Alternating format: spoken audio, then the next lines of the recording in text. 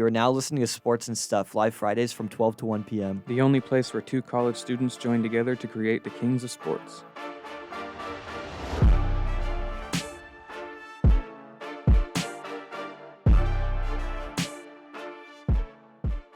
What's up, Sportscast? Welcome to the Sports and Stuff show, the Kings of Sports. I'm Adam. I'm Carter. Gabe. That was very quick. I was on it this time. I was on it. You know, I'm tempted to upgrade you to blue after this show. We need to make we'll it happen.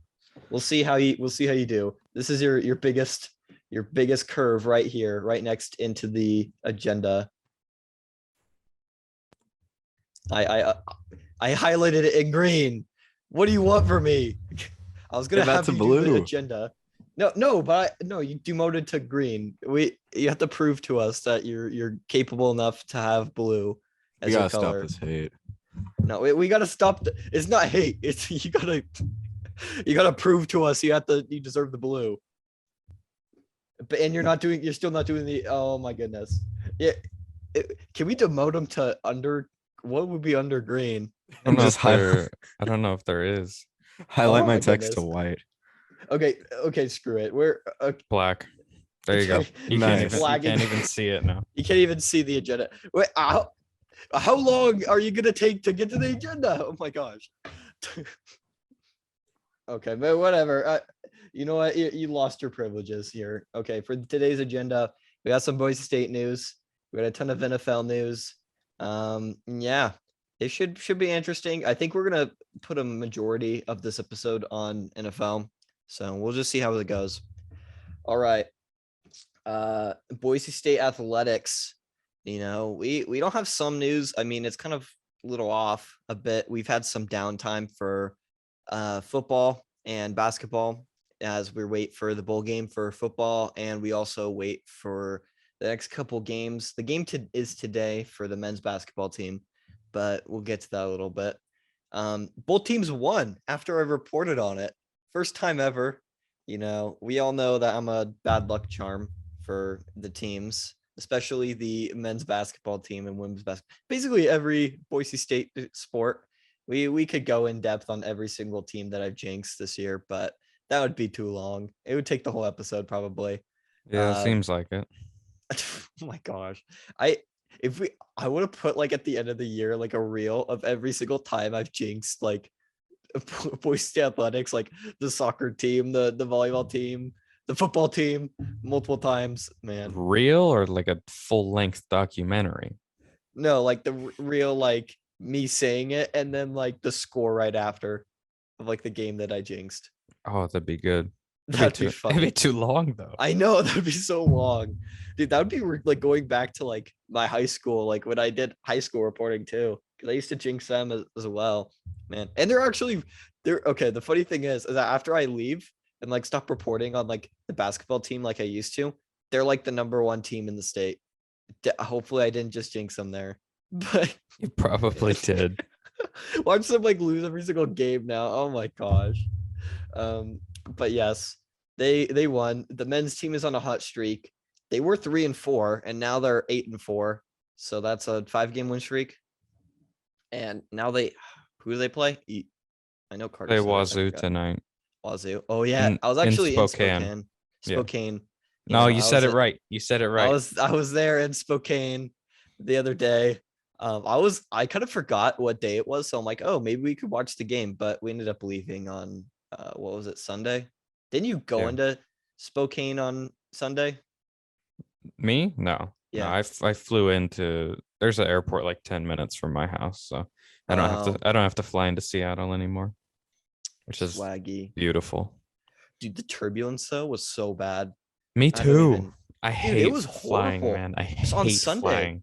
Just like the turbulence over Seattle was like over like Washington was horrible.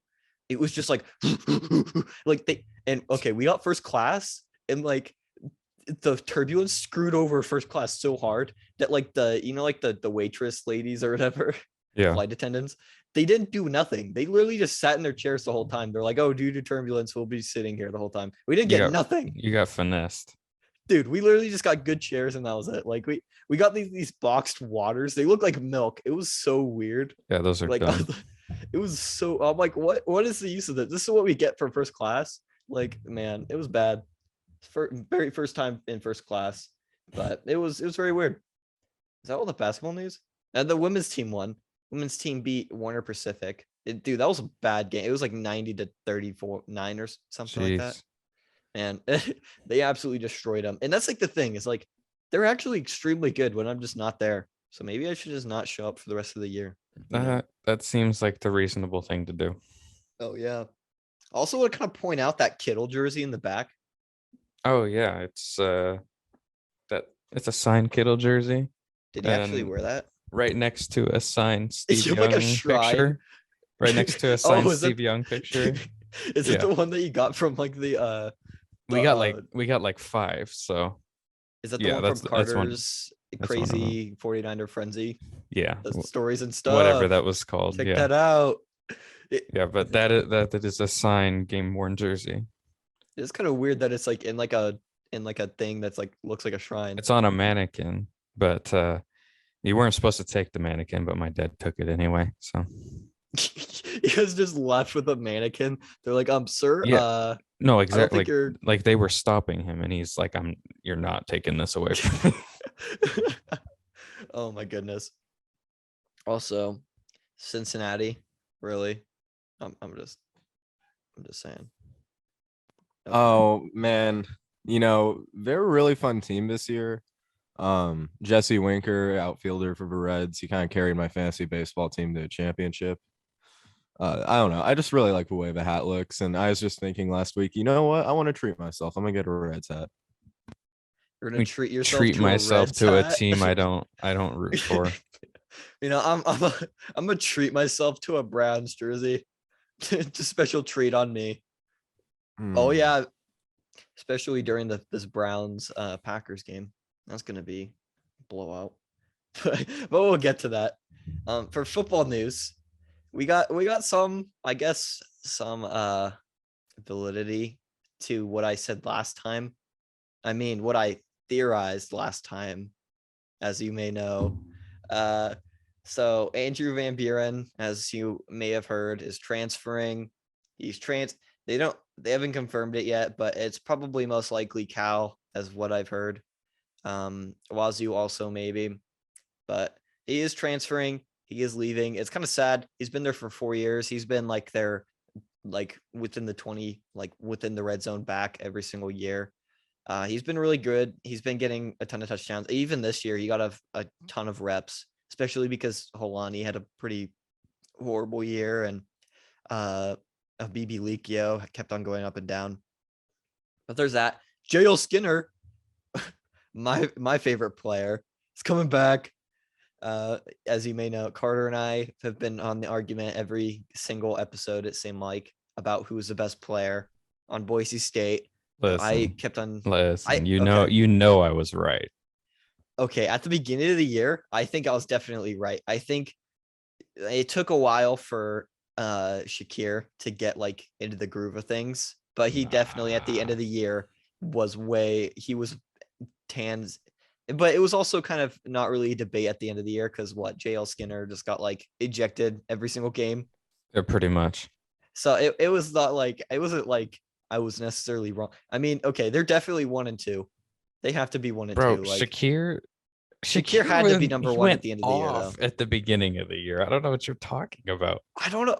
He had 91. He had 91 and 2 touchdowns in the first game, and then 7 for 166 in the second game. That's pretty good. JL literally had like 3 tackles for loss, and then like 12 tackles in the last game. Had like, dude, he had like some big hits too. He almost took out Dylan Gabriel. Shakir is the best player all year, man. Dude, in the first drive, he almost straight up took out Dylan Gabriel. He's awesome. I'm not arguing that they're the top 2. They are the top 2. I'm just saying Shakir was the best. Now he's going to be the top 1 after this year, after Shakir's gone. Yeah. Man. The team also had an Avalos family Christmas drive where they had, if you like get shoes and coats and everything, you can get those dropped off, and they'll be giving those to the Ronald McDonald Foundation. I wrote an article on it for the Arbiter, not sponsored, wish we were. But yeah, so there's that. If you have shoes or anything and want to kind of donate, I guess they're doing donations at any of the basketball games. They also have some, I think, oh, never mind. I think they actually finished it. I don't know why I mentioned that, but I think it ended on the 21st. I could be wrong. We didn't do that much research on this, but yes, on to the NFL. Okay, so first we're going to talk about Tom Brady and the Buccaneers, who lost 9-0 to the New Orleans Saints, who seemed to have their number, at least in the regular season. They lost a bunch of key players too. Godwin to a torn ACL. Fournette goes on IR. Mike Evans, did he hit IR? I don't think so. I think he might be back by the playoffs, but I think he went out he went out early in the Saints game. Yeah. How is all of this going to affect them going forward? Because those are really key pieces to them, and it seems like they're expecting Fournette to be out a while because they just picked up Le'Veon Bell. I love this for like the Buccaneers. I mean, not the injuries, but I love this for Buccaneers because they lose all these guys in one game and it's like doomsday. And then the Ravens, they have over 27 guys on the IR now. It's like, they'll piece it together. They'll figure out a way.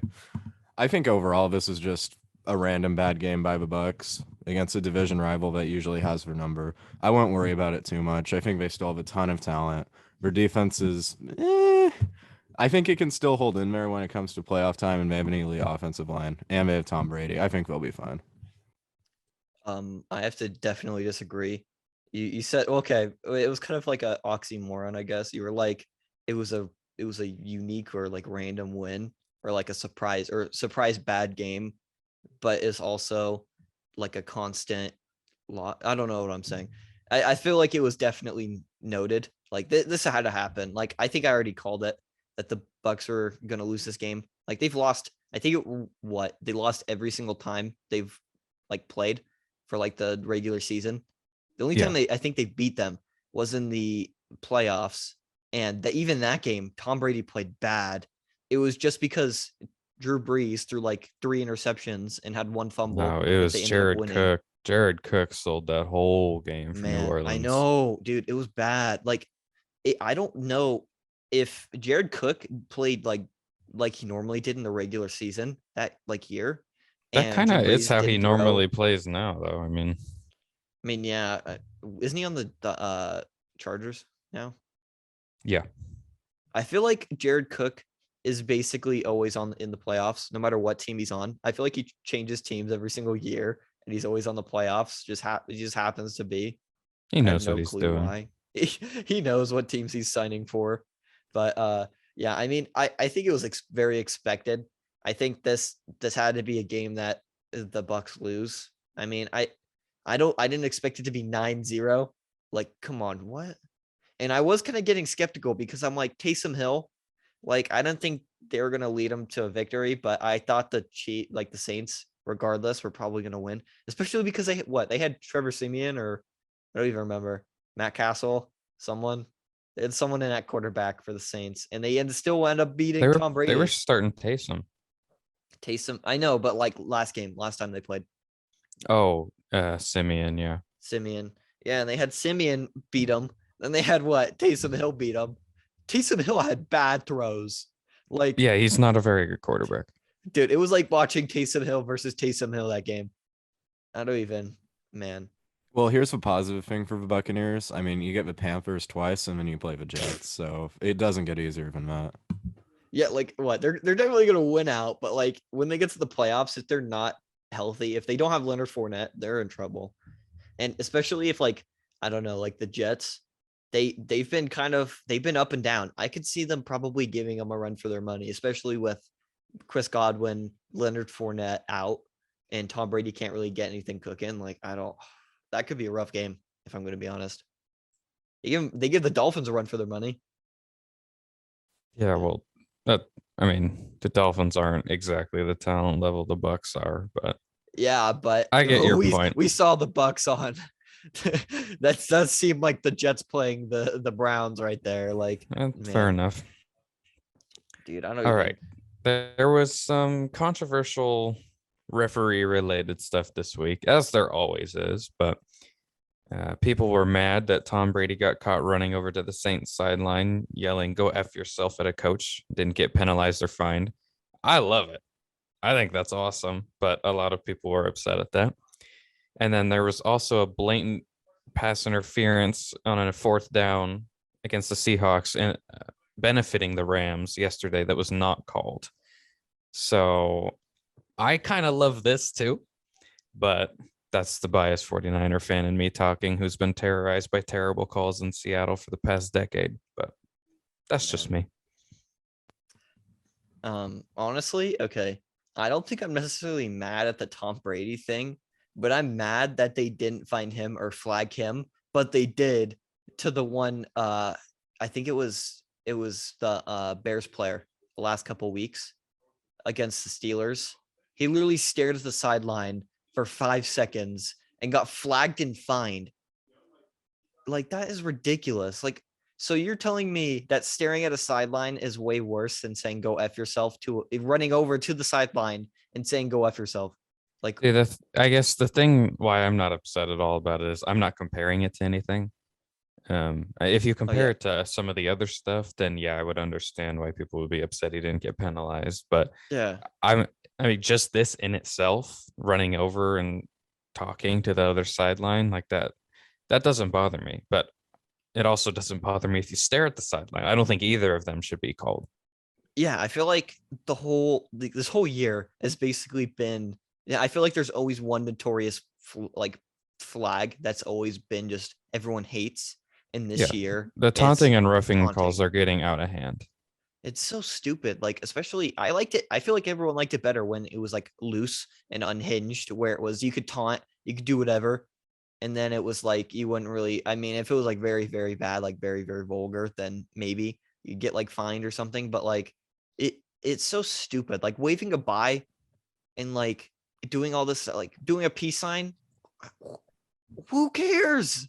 Who flipping cares? No one cares. Just let him play, man. It's way more fun that way.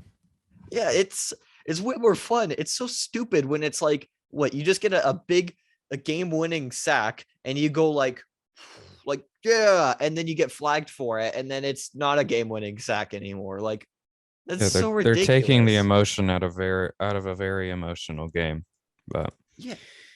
So as for the Seattle thing, as I said, the calls in Seattle the past decade have, and this isn't even the 49er fan of me talking, this is everyone across the league. There's been some really bad ones, specifically the Julio holding or pass interference a couple of years ago. And then Julio actually got screwed again this year.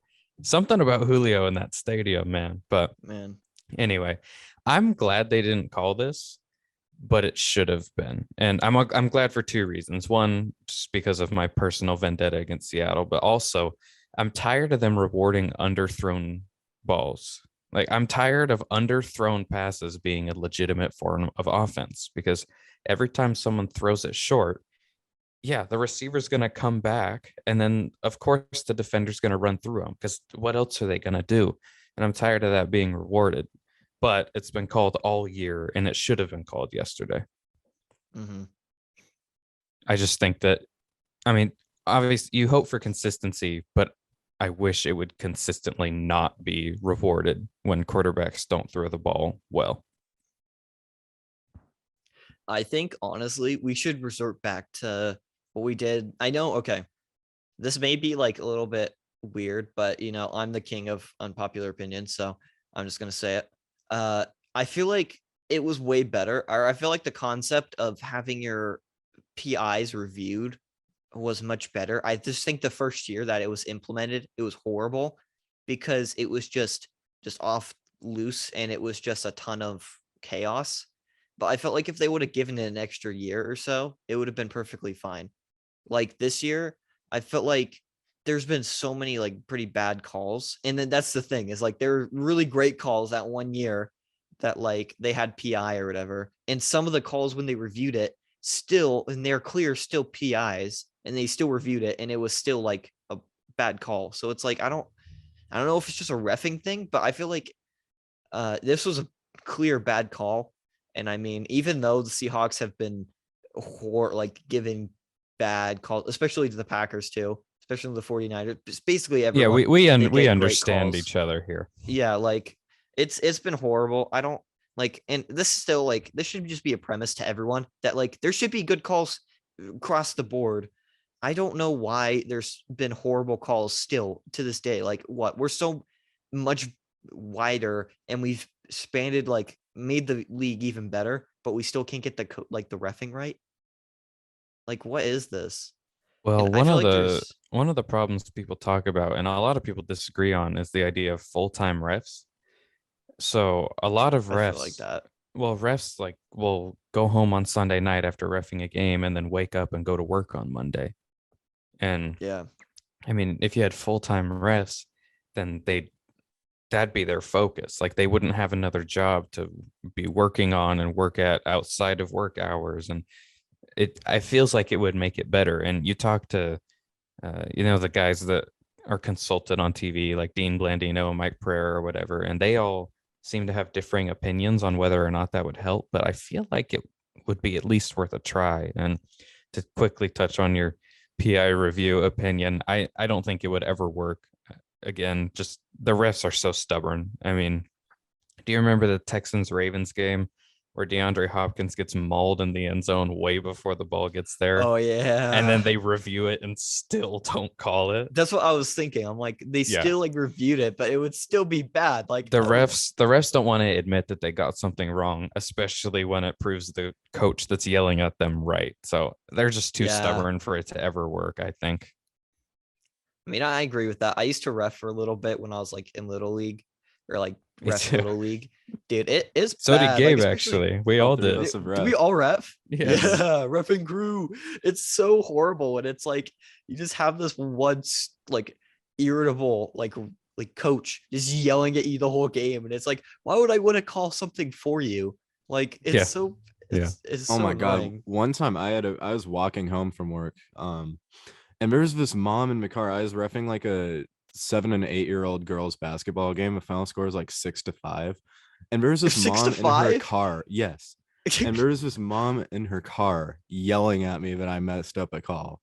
I'm like, do you really want me to call a travel or double dribble every single play? Because we're just right. Because I mean, we'd always do like those little kids games, and they'd pick up the ball and run around with it, and it's all judgment, like how strict you want to be. And yeah. Dude, so we have more excuses than the NFL refs do. Yeah, like for me, I used to do I just did Little League football, and it'd be like 7 on 7, and it was like they would always not line up right, and then they would like yell about one tiny it was like borderline holding every single time, and it's like, bro, your team wasn't even on the line correctly. I've yelled at them the whole time. Like it's bad. And it's like, if you don't want to do it at like a younger league level, then these are but that's also the thing, is like it's way more professional, so that you think the refs should be way more professional. And it's kind of like in the whole team, a whole league, the whole coaching and everything should be way more professional. But that's just been the underlying issue of the NFL. And that's been and that's like the reffing has caused arguments of if the league is rigged, if the league is, fixed or anything like that. Or right. It's so bad that you have people thinking that the entire league is fixed. Like that's a problem. Yeah. And I personally think some games look very well rigged. Like the Brown or the Bears Steelers game looked horribly rigged, but I think personally it's more of a refs being very, very biased, and it's the refs personally having a bias against one team and calling way more plays against that. And I think that's what happens all the time with Tom Brady, where it's the underlying thing where Tom Brady always gets the calls that he wants and everything like that. And I think that's true, but I don't think the NFL's doing it. I think it's more of the refs, because the refs like him and they're like, oh, well, I'm going to give him way less or way, favorable calls. Yeah. I mean, it kind of makes sense that the biggest star and like the face of the league would get him. But at the same time, like you don't want any bias, and all we ask for is consistency. Even if you're Yeah, consistently calling things that fans don't like, as long as it's consistent, then you can't really complain. But we don't get that at all. dude. But Yeah, that's like one thing. It's like if you want to change what PI means, then okay, we're all for it. But if you keep on changing it, like literally you could get a PI where the dude doesn't even touch him, or like he touches them, but like when the ball's thrown or tackles them and they call it a PI, but like another time where the dude straight up tackles them before the ball's even thrown, and that's not a PI. Like it's so stupid. And it's like if we just had way more consistent, it would be much better. Like, man. well, I could complain about refs all day, but let's talk about the playoff race a little bit. So as of right now, in the AFC, the seeding goes Chiefs, Patriots, Titans, Bengals as the division leaders, and then the cards are Colts, Chargers, Bills, with the Ravens and Steelers on the outside looking in. In the NFC, we have the Packers, Cowboys, Bucks, and Colts, the division leaders, and then Rams, 49ers, Vikings slot in at 3 wild cards with the Eagles, Saints, and football team outside looking in. So given those listed rankings, what are your power rankings right now? Well, Adam, why don't you go first? Yeah, for me, we had a very easy opponent last week. Some light work. Okay. Some light work of a team. Yeah, You one know, I play don't even- away from losing. I don't even You know got who. I don't bailed even out by remember a who we bad play played. call. You got bailed out by a bad Roman play call. Man. If they spread that field out, Huntley scrambling in. That's wraps. Yeah, I don't know why they didn't do that. That was the dumbest call ever. Like, Bro, I agree with them going that for was a two. Boise State but- play, bro. That's what we did all year, was just roll out and cut off half the field. Yeah, dude, but we all said Tim Plows is dumb. So, like, I mean, it's not like really anything. But this is Jim Harbaugh or John. I mean, whatever. Greg which Roman's one. it's John, and Greg Roman's the one calling the plays, and he has a bit of a history with mismanaging goal line situations, even with a mobile quarterback. So, Man, they even Hollywood said- was wide open too, Yeah, though. I That's was the just about to worst say. part. Yeah, like, man. But in the end, Packers got that dub. Like I said, dude, dude, Tyler Huntley looks good. Like, he's better than Jalen Hurts. No, Jalen Hurts is better than Lamar. And Okay, you don't actually believe that. the stats say so. I don't So care really, what the Tyler stats Huntley's say. a top 3 quarterback. What? Tyler Huntley is a top 3 quarterback, then probably, Must be. right? I don't know about that, but he looked really good. He kind of looked just like Lamar, kind of like when Baker Mayfield got out and Case Keenum went in and you didn't know who was who. This is kind of like Lamar and Tyler Huntley. Huntley's more decisive than Lamar, at least Yeah, for I the mean, sample he- size we've seen from Huntley. That's kind of how it tends to be when backups come in, though. Like backups come in Yeah. just like guns a blazing. Like They kind of go in hot because they don't know what Right. to teams don't know what to expect when they see like that type of quarterback, where it's like you don't really know what to game plan because you don't have that much film on the quarterback as well. like when Alex So- Smith first went down in 2012, I want to say. Maybe it was 13. But Kaepernick comes in and he's running all over the place. He's taking hits. He's throwing into tight coverage. And after he gets his deal, they try to make him into like a pocket passer, and it just didn't work. Well, Yeah, here's the that- thing. Also about the Packers Ravens game, they didn't start containing Huntley until the last drive of the game. Yeah, like and that's like the thing is like you don't really know what to expect, and these quarterbacks are playing for their lives. Like this could be their next contract is playing Right. for this game. This is like their make Like or he break. he made himself a lot of money these last couple of weeks. Yeah, like he played really great that game, and he had to because that could be deciding factor of if he might even start next year. I could see him possibly starting next year for another team. I But, feel like he's gonna come back on a short-term deal. Or what's To his the deal right now? Ravens? I mean, why not? no, there's no way he's staying on the Ravens next year after that game. I think another I team's think going to take a there's- chance for I think him. there's still a chance. I don't think Huntley is a starting quarterback. I think I don't another team think will you can I don't definitely think give you him a can say chance. that yet, but I I mean think- who would he start for right now? Realistically, Start for The the Browns. Giants.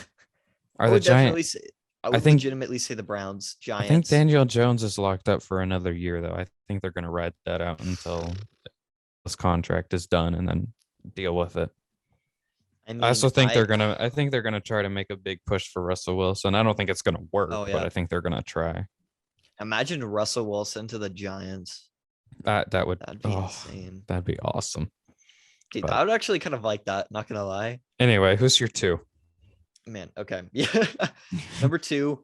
Okay, I got the Chiefs. And let me just say, the Chiefs, I have to admit, you already see that Carter's happy when I say this. The Chiefs are officially back. It hurts Yes. me to say it, but they're officially back. But let me mark my words. If they see the Chargers again in the playoffs, the Chargers are not losing that game. The Chargers are 100% not losing that game. They almost lost this one. The Chargers almost won this one, and it was very close. They should have probably won that game, but they had too many mistakes on their own side, especially within the 5-yard line, that made them lose that game. But I think the Chargers still should have won that game, but their mistakes ultimately gave the Chiefs the win. But I had to say the Chiefs are back because they beat them, and I said if they don't beat them, then they're not back. If they beat them, then they're back. So they're number 2. Also mainly because there's not really other we don't really know who the good teams are anymore, I would say. And Carter and I were talking about that beforehand, but man, it's kind of rough. It's rough out here, especially for power rankings. And number 3, I got the Colts, and I feel like this is very, very high for the shoe. Not on this show. They're not high. The 2 teams that I was talking about the most proved me so right this week. It felt great. Where's the for the shoe wallpaper that you were gonna have? Yeah, what happened to the should I for the put shoe? it Couldn't up? read. Yeah, put get it it up up? while I'm talking about the I'll put it Colts up. here. Man, at the end of the you already had it on like speed dial. He was ready.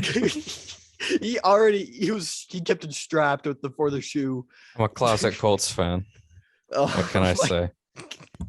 I like how you said, should I just quickly bring it up? Like it was gonna take you a little bit to bring it up, and you just It's like 2 One clicks, man. button. That's not that hard.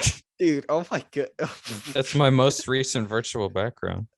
Oh man, that's funny.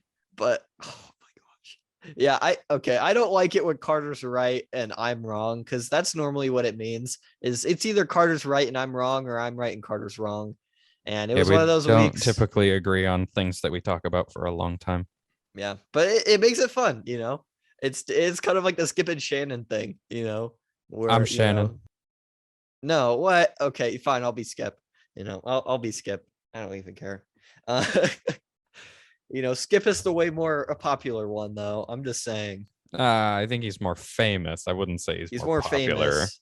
Yeah, he has way less popular opinions, which it fits me, you know. But I mean, the dude that he's been like worshiping all season, KD, quote tweeted him in a compliment and says, "I don't like you." So funny.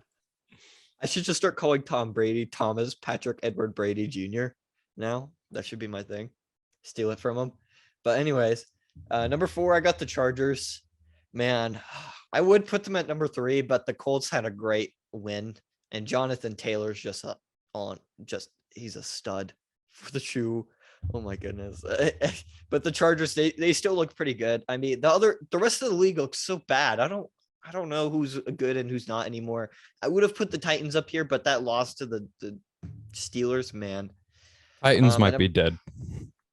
I don't know. Derrick Henry's coming back, so I don't know, Henry's coming man. back. They might be dead. They They might be dead. they lost Especially- to the Jets even with Henry. Okay, I'm just saying you don't really have that much validity with saying the Titans are dead with a for the shoe in the background. I said they might be. Oh, What I do you thought said mean? that- The Colts are hot. The Titans are yeah, but they're in the very same not hot. division. They're in the So? same division, so it's like, you know, there may be some bias there. If the Titans For the can't beat shoe, San Francisco this sword. week, they might be dead. Can we say It- this too? This year with Derrick Henry out and this is awesome because I've been praying for Titans downfall since we beat the Ravens in the playoffs.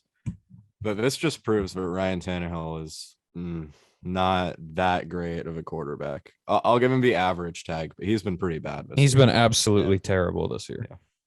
Like Yeah, I mean, just awful. He hasn't been the type of quarterback who can single-handedly win them a game, but he's been full capable of single-handedly losing them some. yeah. I mean, he's decent when he has a run game, but it's like that first year he was actually pretty good, I would say. Like when he first got there, he played lights out, and that was because he was playing for a second contract.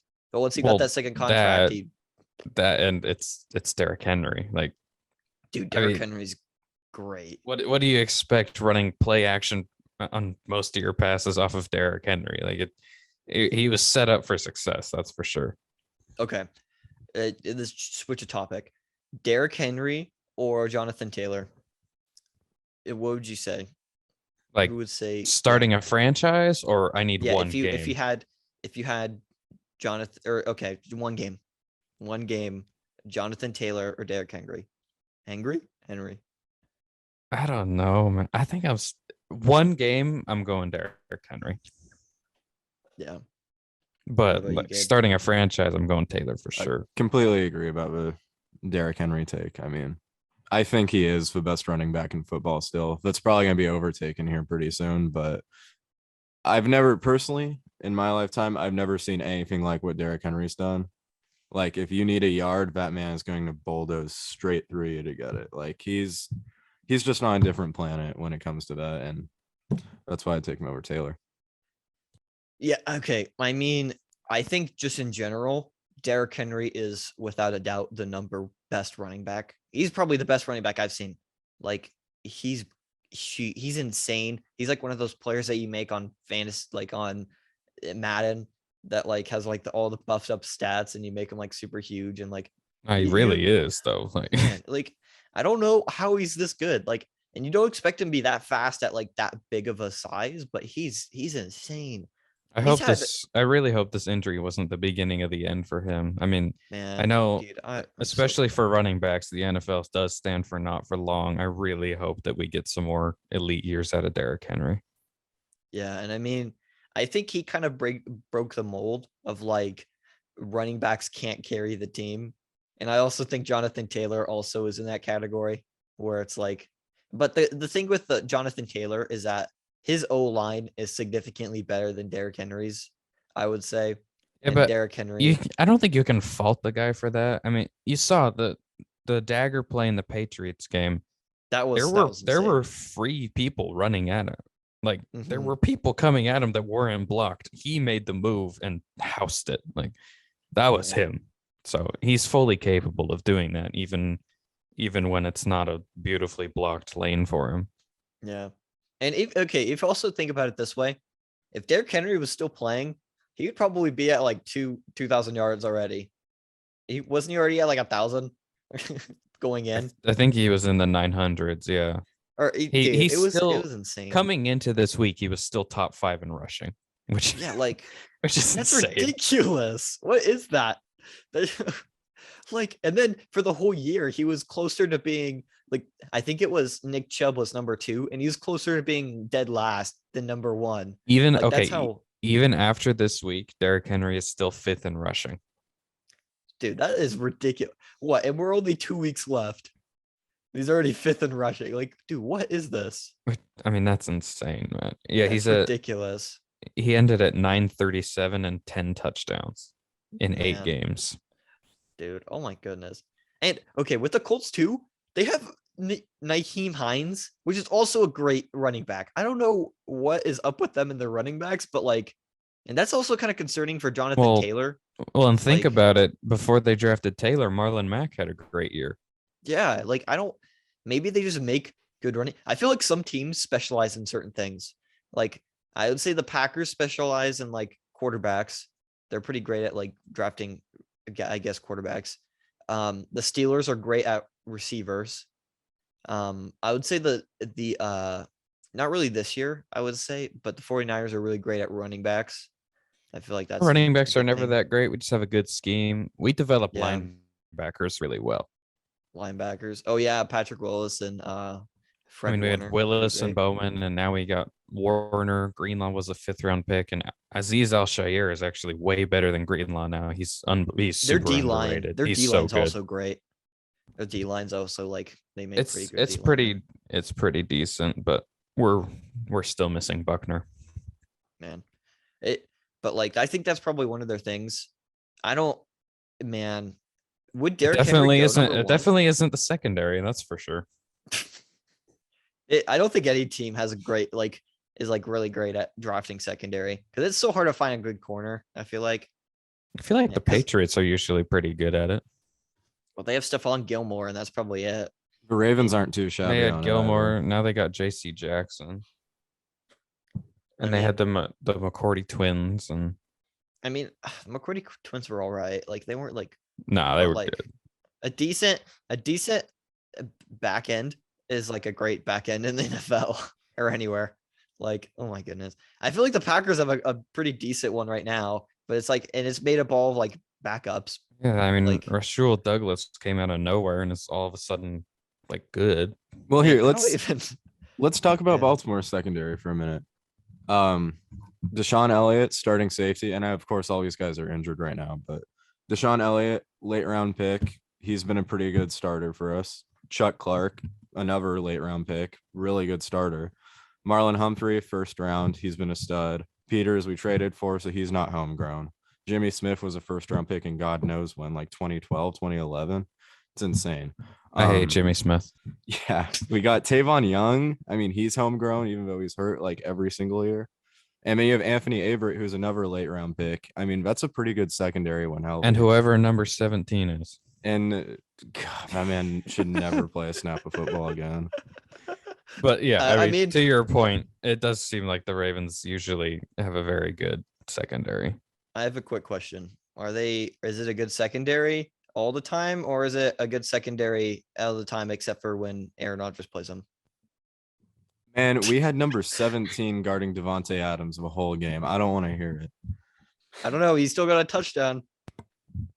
And Aaron Jones got a touchdown too. Just a wide open touchdown. Okay, Where's well, the the thing that secondary happened on on the that Devontae play? Adams one was that number 17 was supposed to take the inside of Adams, and Geno Stone, our backup safety, was supposed to take the outside. Both of them just took the inside. 17 just got cooked, and then His Geno Stone name- just stood there. His name is Robert Jackson, corner out of UNLV. It's I was 28 looking- years Robert old. Jackson. I was looking on the Yeah, Ravens let's roster go. during the game, like, who the hell is this guy? And then I look on the roster and I can't even find his number. Hey, he had a solo tackle last week. He had a solo tackle. What was his coverage Yeah. rating? I don't know. I don't like PFF. Let's Man, see. I He like how we played- got off of He power actually rankings. he played 16 games combined for the Browns the last 2 seasons. Man, dude, he's a stud. But it was just Aaron Rodgers was Clearly. too good that he made him look bad. Man, did you see that one throw where Aaron Rodgers literally it was not wide. The dude was triple covered and he still threw it and was Yeah, a it was dime. gorgeous. It Dude, was that was unbelievable. Man, my goodness, He's the most Um, talented quarterback of all time. dude. I don't think there's really an argument anymore. Carter, if you'd like to do your power rankings. And your 5 was the Cowboys. You forgot to Yep, say that. but- Cowboys. Did I say that? I didn't say that. Okay. We got the same top 3. Got the Packers, the officially back Chiefs, and the scorching hot Indianapolis Colts. At 4, I still believe in the Buccaneers. I believe a lot in Tom Brady, and I think their defense will be able to hold it together. And assuming they get Mike Evans back and get Fournette back at some point during a playoff run, I think they're going to be set up well, especially since they're locked into a home playoff game, assuming catastrophe doesn't hit for them. I think they'll be okay. And I actually got the Rams at 5. It seems like they're really clicking. Cooper Kupp is having one of the best receiver seasons we've ever seen. Stafford looked really good yesterday against Seattle. They had that miscommunication on the interception, but he also threw some absolute dimes, and I got the Rams at 5. I think the Cardinals, it just feels like we're seeing another collapse for the Cardinals. Like, it just seems to be the yearly story. And yeah, I believe in the Rams more than I believe in Dallas, the Chargers, or the Cardinals. Gabe, I'd like for you to put some emphasis on that number 1 team as well on your power rankings. You know, they played the Ravens. They barely beat the Ravens, but yeah, the Packers are still one. A win's a win. The Chiefs are 2. So nothing different there. Number 3, I have the Rams. I'm still sticking to the belief of them being the most complete team this year. I still think they're my favorites to win the Super Bowl. Man, if you keep pointing at that, I swear to Pointing at God, what? I'm just casually just stretching in my room. you guys beat a practice squad. Good job. Okay. No, what is this back here? God, man. I want to throw something at you. Okay. Oh, So I have a Rams at 3, the Chargers at 4. I think their loss to the Chiefs. I mean, it was a close game. They barely lost. If they would have converted on more of those 4th downs, which I think were right calls, they probably would have won that game. And then 5, I have the Buccaneers. They're still a great team. I'm kind of a believer in not overreacting. So I think the Buccaneers deserve to be in the top 5 still. all right. Now onto I feel like these are all pretty decent. I feel like it's very hard nowadays, like to do power rankings. This whole year has been horrible. Like, I don't think there's been any consistency with any of the teams. Like, I'm just gonna Yeah, I be mean, honest, like you think about it, I- there's an argument for 15 teams to be in the top 5, really. I know, man. And it's like I think our standards from like previous years for like the top 5 teams has been so high that like this year when there's like it has Well, to it's be usually lowered there's to, like 1 or 2 teams that you're like, will you take these guys or will you take the field? But yeah. there aren't those clear favorites this year. There's really not. I mean, right now I'd say definitely the Packers and Chiefs. And They they're seem like the favorites, but Yeah, at the same time, they could get beat by anyone on any day, really. yeah. That's what I feel like. Right now, according to like bets, they're at the same odds to win the Super Bowl. I mean, you think So about it, there's that. the Chiefs dropped a bunch of games earlier in the season, and even on this win streak, they've had some close calls to some less than great opponents. And the Packers were a decent play call on a 2-point play away from losing to the practice squad Ravens. So anyone can win's a beat anyone. win. Anyone, well, it is, but I'm just saying anyone can beat anyone right now. Yeah. John Harbaugh, coach of the year. After that If- loss, If the Ravens Who make the is gonna playoffs, get I think coach of the John year? Harbaugh is the coach of the dude, year. it's gotta be Bill Belichick. There's no way he's winning that after all. Like, okay, it was a justified call to go for it for the 2-point, but like,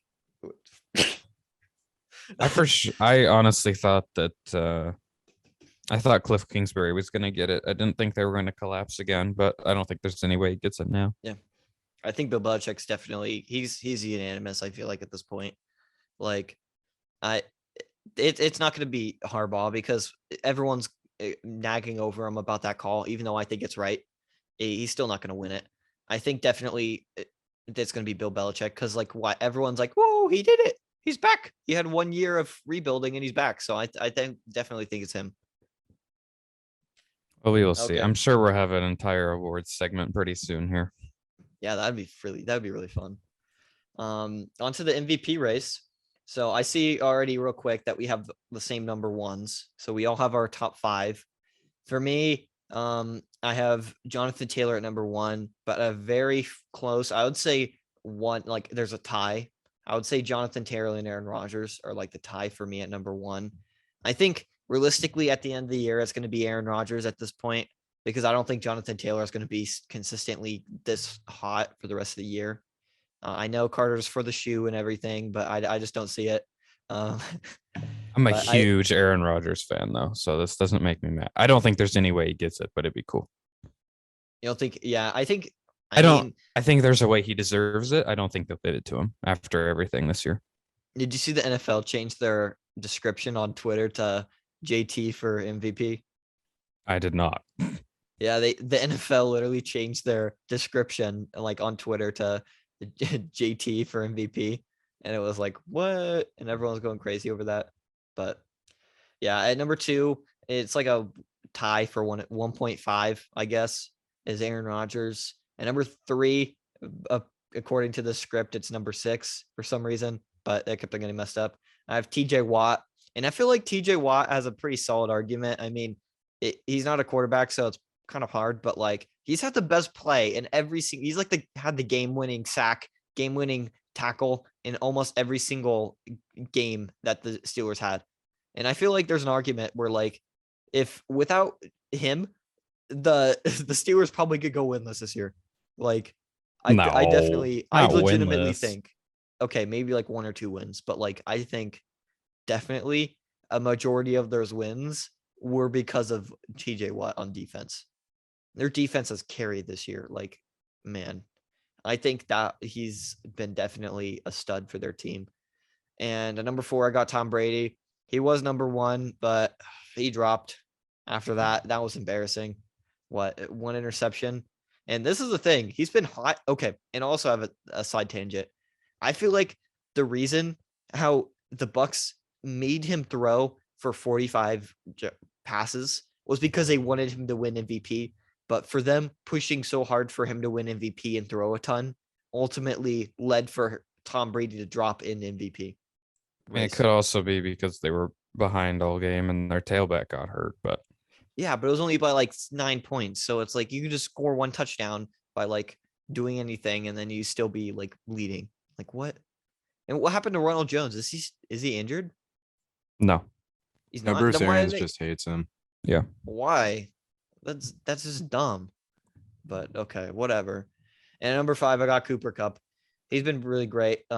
He's had an insane season. I feel like he's super underrated still. Like I feel like people are like kind of forgetting about him because the whole the whole storyline in LA is, oh, Matt Stafford's here, but they're kind of forgetting about Cooper Cup. So it's kind of stupid, but I would put him at number 5. All right, I'll run through quickly. I got Jonathan Taylor at 1. I actually put Cup at 2. I mean, he's going to win the Triple Crown of receiving, and he's just been incredible. He's been uncoverable in man and zone. It doesn't matter. At 3, I have Rodgers, although I think there's no way that the NFL will give it to him. He's been playing out of his mind on one of the best teams in the league. At 4, I still have Brady. I can't drop him out, but that performance really hurt him to see him lose his playmakers and just have the whole offense completely die out. Really, I think hurt his case quite a bit. And I got Mahomes at 5. I think even his bad stretch was super overstated by some people. It wasn't Mahomes at his best, but it also was not nearly as bad as people were talking about. And he had a bit of a rough game for a while last week, but he bounced back and really kind of put them on his back along with Kelsey to go get that win. Okay, and then for mine, I think the top 4 is like razor thin margins. Taylor number 1, he's the main reason the Colts are as good as they are right now. Number 2, I still have Tom Brady. I think that his game was a little bit overhated. It was a terrible game by Brady, but man, this is a long season. One game's not gonna shake up an MVP case, I feel like. 3, I have Aaron Rodgers. Him and Brady are kind of on the same tier for me. 4, I have Cooper Cup. He's on a historic season. Wide receivers shouldn't be in this conversation usually, but he's making a case for it. And then number 5, Patrick Mahomes. I agree with everything that Carter said. He's still awesome. Man, All right. pretty insane. On to Okay, our now- last thing. What's your wager? What's your wager? Okay, so I picked the game this week. I picked the Colts Cardinals. Should be an interesting one. So, as you know, we have to pick what team we think will win, and we will have to choose the winner and wager 1 through 5 points. Last week, Carter, we all lost our game locks. Yeah, we all lost them, but Carter and I did win the wager game of the week, so we get, I think it was 2 points. Or no, Carter wagered I did 5. 5. I did Wait, 5. Carter wagered 5. I felt So good. so I think we're tied at this. No, because I had I don't know. 5 We'll last calculate. week. We'll calculate plus- it after this. Okay, wait. 5 plus 2 is 7. So I'm at 7. You're at 5, and then Gabe's at 0. T-Law didn't Or have a he's single at negative turnover, 2. though. No, He okay. said negative. I'm he at said 7 too. negative 2. Lawrence We'll- didn't we'll have a calculate turnover, it though. after Give me this. that. Yeah. Anyway, I'll go first. My 3 picks are Cowboys over Washington, Chargers over Texans, and Bucks over Panthers for the game locks. And I'm gonna wager 3 on the Colts. All right. Gabe, if you want to go next. Okay, I have the Chargers over Texans, Buccaneers over Panthers. I just realized I'm wearing a Cincinnati hat right now, and the Ravens play the Bengals. Well Oh, done. wow. Well Because you done. thought it was so great. You're My like, bad. oh, yeah. Okay, it looks cool. I'll wear a losing team's hat that I love. So I'm gonna take the Ravens over the Bengals. Eli Apple is talking a lot right now. I think it's going to come back to bite him. And then I feel like I have to take this because I'm gonna go to the game, but I'm gonna take the Seahawks over the Bears. And then Man, you're going to also, that game. yes, sir. It's gonna be Oh, yeah. freezing. And then my wager, I'll take the Colts just 1 point though. I don't feel confident in that game at all. All right. For me, for the wager game, I think I got to go with the Cardinals here. I'll wager, I don't know, 1 point. No, I'll wager 2 points. 2 points on the Cardinals. And for my locks, I have the Packers over the Browns, the Chargers over the Texans, and I also not my most confident one, but I got the Eagles over the Giants. All right. Is that all the picks for this week? Yep. I think we got them all. All right. Carter, would you like to do the outro? Sure. All right. That's all the time we have on today's episode. On behalf of Gabe, Adam, and I, we want to say thank you for listening to the Sports and Stuff Show. Make sure to follow us on Instagram at Sports and Stuff Show, Twitter at SNS_show, and TikTok at Sports and Stuff Show. Make sure you listen to our future episodes. We won't be on University Pulse for a couple more weeks, but we'll be on all platforms. They will go live on Fridays. Thank you again, and we will see you in the next one. Peace.